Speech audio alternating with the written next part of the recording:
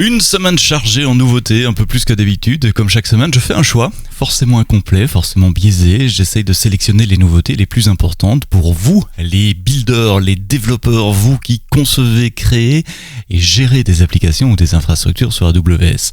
Cette semaine, je parle de sécurité avec Inspector pour Lambda, avec Detective. On enterre aussi les bastion hosts et les rotations de clés SSH pour EC2.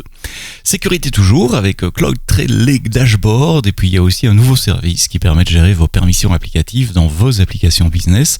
On parlera enfin en matière de sécurité de double encryption sur S3.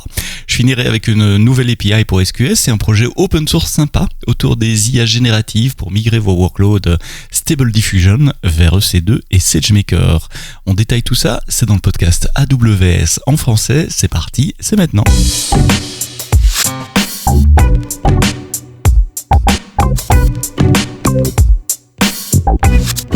Bienvenue dans le podcast AWS en français, merci de nous être fidèles tous les vendredis matins à partir de 7-8 heures du matin. En général, vous avez un nouvel épisode dans vos applications de podcast, que ce soit Amazon Music, Deezer, Spotify, Apple Podcast, Google Podcast, et puis j'ai l'habitude de dire toutes les bonnes applications. Merci de vous abonner, de vous réabonner, comme ça vous recevez les downloads automatiquement.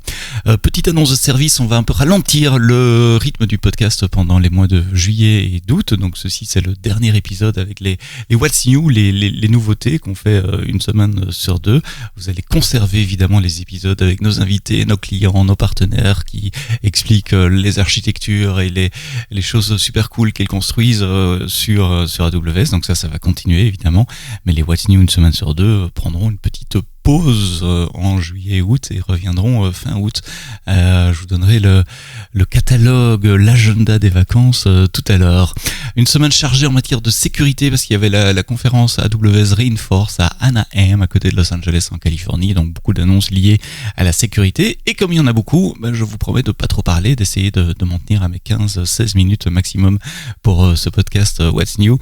Et on commence tout de suite avec Amazon Inspector. Amazon Inspector, vous savez, c'est un outil de gestion de vulnérabilité dans le cloud qui peut scanner vos workloads sur EC2 ou dans des containers pour détecter des problèmes de configuration, des problèmes de dépendance, de package par exemple, ou des CVE récents dans des packages qui sont installés sur vos instances EC2 ou sur vos containers. Amazon Inspector est amélioré encore pour maintenant scanner également le code de vos fonctions lambda.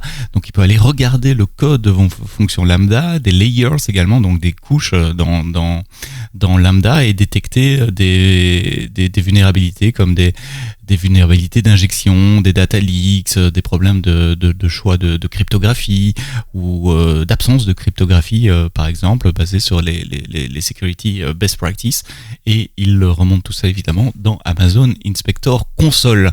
Alors si vous devez regarder tous ces outils qui remontent des alertes de sécurité que sont Inspector, GuardDuty, CloudTrail et d'autres, ça devient rapidement un peu difficile à gérer, et c'est pour ça qu'il y a aussi Amazon Detective. Amazon Detective est un outil qui permet de remonter toutes ces alertes de sécurité venant de différents outils d'analyse AWS, et surtout de les croiser entre elles et d'appliquer des techniques d'intelligence artificielle pour essayer de détecter des threads ou vous aider à trouver la root cause, la cause principale d'un problème spécifique qui serait remonté. Donc Detective s'améliore aussi cette semaine, et Detective étend son champ du possible à Amazon Inspector justement, dont je parlais avant, qui scanne les vulnérabilités.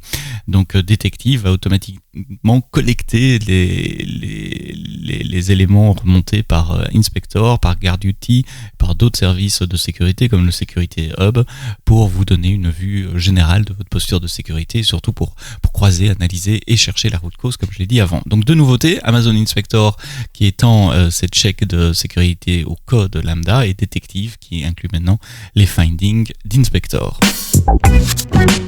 Grosse nouveauté si vous gérez des fonctions lambda, c'est EC2 Instance Connect Endpoint. Alors vous allez me dire, EC2 Instance Connect c'est pas nouveau, et vous avez raison. EC2 Instance Connect c'est un service qui permet, basé sur des sécurité IAM, sur des permissions IAM, d'injecter dynamiquement une paire de clés SSH temporaire dans une instance C2 et de pouvoir s'y connecter, ce qui permettait d'éviter de faire des rotations de clés par exemple. Donc ça c'est pas nouveau. Qu'est-ce qui est nouveau? C'est les VPC endpoint pour Instance Connect. Ça veut dire que jusqu'à présent, quand vous utilisez Instance Connect pour générer des clés SSH temporaires, il fallait quand même que vous accédiez à vos instances soit via des bastions host, soit que vos instances aient des adresses IP publiques. Ce qui est nouveau donc, c'est de faire des endpoints VPC, ce qui permet d'accéder à des instances C2 via Instance Connect sans adresse IP publique côté C2 et donc sans bastion host non plus, juste avec une adresse IP privée. Pour ce faire, vous devez créer un VPC endpoint dans le subnet privé et puis après vous utilisez EC2 Instance Connect comme vous le faisiez avant.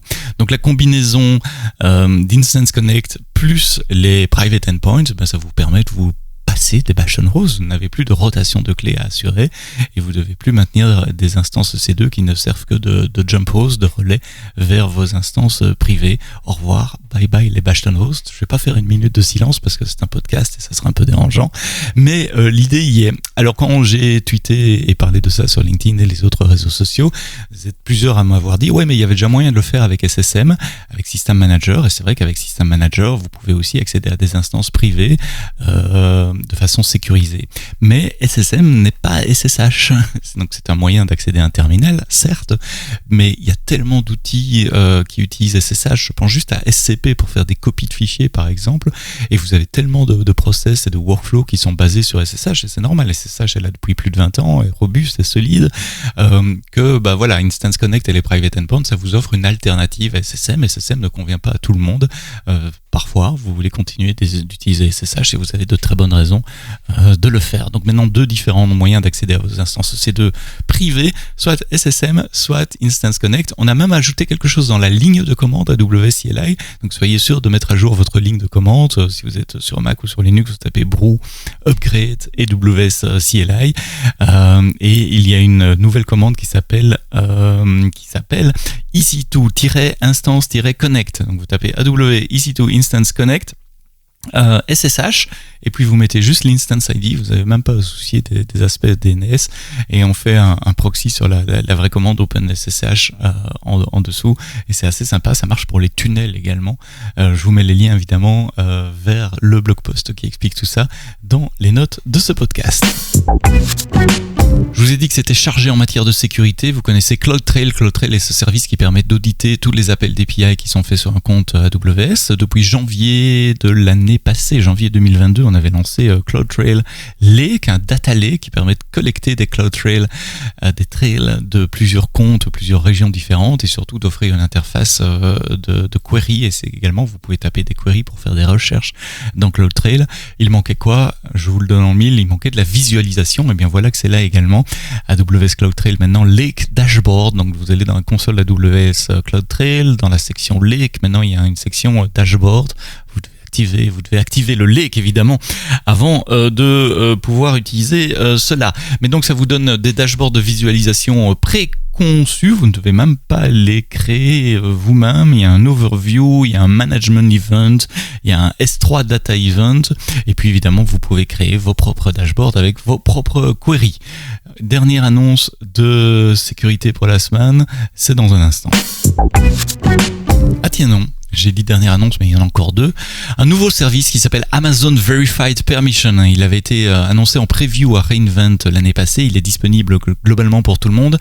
L'idée de Verified Permission, c'est de permettre aux gestionnaires d'applications d'écrire des politiques d'accès à vos applications métiers. Par exemple, j'autorise les gens du groupe machin à faire la fonction create document sur ce type de document. Donc il y a un langage de permission qui est un langage open source qui s'appelle CEDAR, qu'on utilise d'ailleurs dans d'autres services AWS comme Verified Access par exemple. Donc vous écrivez vos permissions avec CEDAR ou vous les composez graphiquement dans la console également. Vos permissions peuvent inclure des lookups d'attributs, par exemple l'identité de la personne. Je veux que dans le token JWT il y ait une adresse email, qu'elle se termine par amazon.com. et que le token soit ceci ou cela.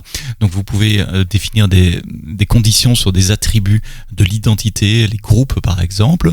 Vous pouvez définir des actions et le résultat de ces actions et des actions sur certaines ressources, un peu comme vous le faites sur IAM, sauf que c'est pas en JSON, c'est un langage qui s'appelle CEDAR. Bref, vous définissez ça de façon centralisée dans la console de Verified Access. Et puis dans vos applications, vous utilisez les ZK AWS pour appeler une nouvelle API sur Verified Permission qui s'appelle, je sais plus, API Verified Access, quelque chose comme ça. Bref, c'est une API à appeler dans vos applications business qui va déclencher l'évaluation de la condition côté serveur, côté du service, et vous renvoyer le résultat de l'évaluation de la condition. Donc si vous avez des applications métiers qui gèrent des permissions, vous voulez avoir un langage de permission fort et vérifié au niveau complétude de façon algorithmique, vous pouvez maintenant utiliser Verified Permission et modifier vos applications pour qu'elles se reposent sur Verified Permission plutôt que d'implémenter des solutions ad hoc ou custom pour chacune de vos applications. C'est mon collègue Danilo, basé à Londres, qui a écrit le blog post sur Verified Permission. Allez le lire. Si vous développez des applications et que vous gérez des permissions dans vos applications, c'est quelque chose qui va vous intéresser énormément. Dernière, et cette fois-ci c'est la vraie, dernière annonce de sécurité qui a retenu mon attention cette semaine, elle est liée à S3 avec un nouveau mode d'encryption sur S3. C'est le Dual Layer Server-Side Encryption avec des clés stockées dans Key Manager Service. Donc ça s'appelle DSSE-KMS. Alors côté acronyme, vous n'avez pas fini. C'est quoi le Dual Layer Encryption? En gros, c'est une double encryption AES avec des clés différentes et surtout avec des implémentations différentes. Donc si jamais plus tard on trouve une faille de sécurité dans une implémentation de l'algorithme AES, peut-être que tous les objets encodés avec cette implémentation de l'AES seront vulnérables à une faille de sécurité découverte dans le futur. Mais s'il y a une double encryption avec deux implémentations différentes, vous protégez contre ce genre de bug d'implémentation.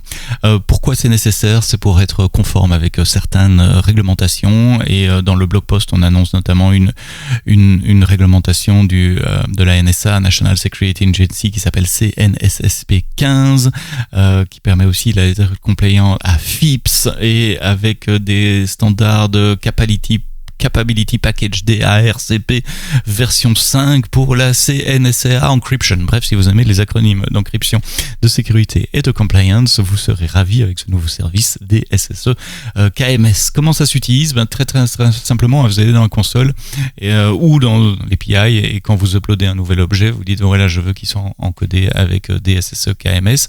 Comme d'habitude, S3 vous propose soit de gérer une clé KMS pour vous, soit de vous spécifier l'ARN d'une clé existante. Avec ces nouveaux moyens d'encodage côté serveur, ça amène à quatre méthodes différentes d'encoder vos objets sur S3. Il y a la version par défaut pour tous les objets qui est le Server-Side Encryption, SSE S3. Il y a le Server-Side Encryption avec KMS, où donc vous avez le choix de la clé KMS, SSE KMS. Il y a le Server-Side Encryption avec des Customer Provide Encryption Keys, où là c'est le client qui fournit la clé d'encodage, SSE. Et puis maintenant on rajoute la quatrième, donc DSSE KMS, le Dual Layer Server-Side Encryption avec des clés stockées dans KMS.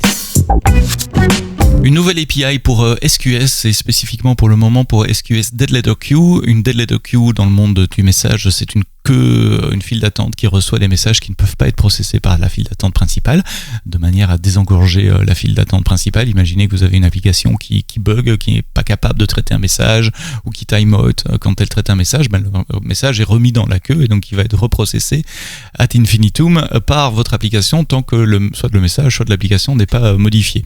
Et donc pour éviter ce genre de phénomène, il existe depuis très longtemps et sur tous les systèmes de queue, pas que sur SQS, le concept de Dead Letter Queue. Donc c'est une file d'attente temporaire finalement, où les messages qui peuvent pas être processés après plusieurs tentatives vont être déposés. Ça c'est bien, ça résout un problème, ça résout le problème des messages qui restent dans la queue, qui empêchent les messages légitimes d'être processés. Ça ne résolvait pas le problème de traitement de ces messages. Il faut quand même une inspection manuelle, aller voir pourquoi ce message n'était pas processé, il faut modifier l'application. Et puis dans la console, vous pouviez, en cliquant dans la console, rebalancer le message dans sa queue queue originale. Et bien maintenant, il y a une API pour le faire. Ça veut dire que si vous y avez développé des workflows et autres et des applications ou des fonctions lambda qui allaient lire ces messages et les remettre dans la queue originale après un certain temps, ben maintenant vous pouvez le faire par une API. Donc c'est toute une catégorie d'applications lambda qui disparaît. Encore une minute de silence dans ce podcast. Donc une nouvelle API pour gérer le redrive, on appelle ça, des messages SQS depuis la dead letter queue vers sa queue d'origine ou vers une autre queue. D'ailleurs, vous donnez l'ARN de la queue que vous souhaitez. C'est moi qui ai écrit le blog post et je vous le mets dans les notes du podcast. Et puis comme à mon habitude, j'aime bien vous partager un projet sympa ou un blog sympa que je trouve un peu en dehors d'AWS. Ici, c'est pas vraiment en dehors d'AWS, c'est sur le GitHub d'AWS Lab. C'est nos collègues de Chine qui ont développé ça, d'AWS à Pékin. C'est une extension pour Stable Diffusion Web UI. Stable Diffusion, c'est un de ces algorithmes d'IA générative très à la mode pour le moment, qui permet de générer des images à partir de texte ou à partir d'une autre image. Il y a un projet open source qui s'appelle Web UI pour Stable Diffusion, donc qui permet de faire de vous proposer une interface web extrêmement simple pour uploader vos images ou taper votre texte, régler différents paramètres et appeler Stable Diffusion à partir d'un serveur où vous l'avez installé vous-même. Et bien, ce projet open source qui s'appelle Stable Diffusion AWS Extension vous permet de migrer vos workloads Stable Diffusion et Web UI sur EC2 et SageMaker extrêmement simplement. Vous avez un script CDK qui est fourni, vous avez aussi un template CloudFormation, et donc en appelant ce template, ça permet de mettre en place l'infrastructure sur votre compte AWS avec le modèle Stable Diffusion sur SageMaker, soit pour entraîner des modèles, les tuner, ou simplement appeler et utiliser Stable Diffusion sur votre compte AWS. C'est sur GitHub, c'est un projet open source, ça s'appelle Stable Diffusion AWS Extension. Voilà, merci d'avoir écouté ce podcast AWS en français jusqu'au bout. Une actualité chargée en matière de sécurité surtout, grâce à la conférence Reinforce qui s'est tenue cette semaine à Anaheim en Californie. Il n'y aura pas de What's New au mois à partir de fin juin, c'est-à-dire dans 2 semaines. Et puis pour les mois de juillet et d'août, je reviendrai avec les What's New une semaine sur 2 fin août. Et puis on reprend le rythme normal également. En revanche, sont conservés pendant l'été en juillet et août les podcasts avec des guests, avec des clients, des collègues d'AWS ou des partenaires. On parlera de diffusion de musique dans les magasins, on parlera de PHP sur Lambda, on parlera d'une base de données qui s'appelle QuestDB en open source, on parlera de comment vous protéger contre les erreurs qui pourraient déclencher des problèmes de facturation, donc des erreurs qui peuvent vous coûter cher sur AWS, avec quelqu'un qui explique que ça lui est arrivé. Vous savez, on fait un changement le vendredi soir et puis le lundi on se rend compte que sa facture AWS a explosé, comment il s'en est sorti, comment il a détecté. On parlera d'architecture hybride, de time series, voilà, c'est tout le menu de juillet, août, et je vous ai même donné quelques épisodes de septembre pour le podcast AWS en français. Je vous souhaite de passer de très bonnes vacances. On se retrouve donc une semaine sur 2 à partir de dans 2 semaines avec nos invités comme à l'habitude. Et d'ici là, quoi que vous codiez, codez-le bien.